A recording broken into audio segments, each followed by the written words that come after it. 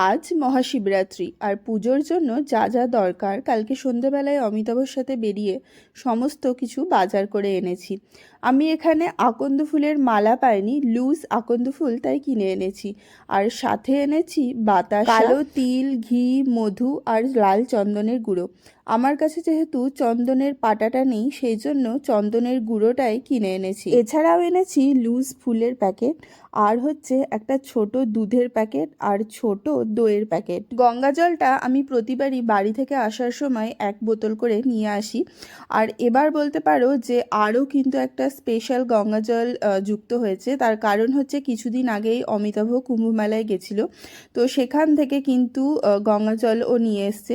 তো এখানে আমি দুটো গঙ্গা জলই একসাথে মিশিয়ে দিলাম এই ঘরটাতে।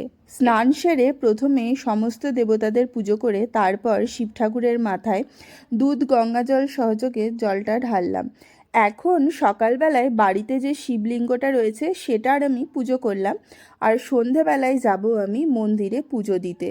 সকালের পুজো শেষ করার পর সন্ধেবেলায় পুজো দিয়ে আসবো, আর তারপরে রাত্রে লুচি আর আলুর দম খাবো। তো এখন থেকেই কিন্তু আমি রান্নাটা মোটামুটি এগিয়েই রাখছি, কারণ সত্যি কথা বলতে পুজো দিয়ে এসে আর তখন রান্না করতে ইচ্ছেও করে না।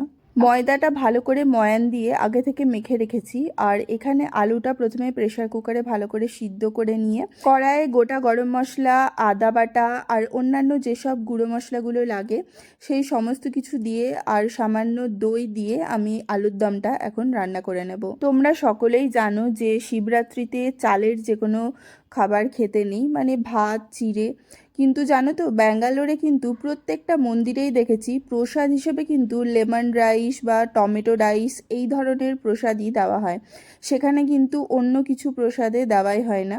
তো এই বিষয়টা আমার বেশ অদ্ভুতই লাগে, হয়তো এটা এখানকার নিয়ম। সন্ধেবেলা মন্দিরে গিয়ে আমরা শিব ঠাকুরের মাথায় জলটা ঢেলে আসি। রিখিয়াও এবার আমার সাথে জল ঢেলেছে।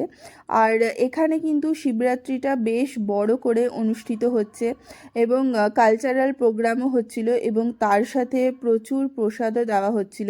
ব্যাঙ্গালোরে কিন্তু শিবরাত্রি বেশ ধুমধাম করেই পালন করা হয়, আর এই সুন্দরভাবেই আমাদের শিবরাত্রিটা আজকে উদযাপন হলো। তোমাদের এই ব্লগটা কেমন লাগলো অবশ্যই কিন্তু কমেন্ট করে জানিও। আর যদি ভালো লেগে থাকে তাহলে লাইক আর ফলো করতে অবশ্যই ভুলো না।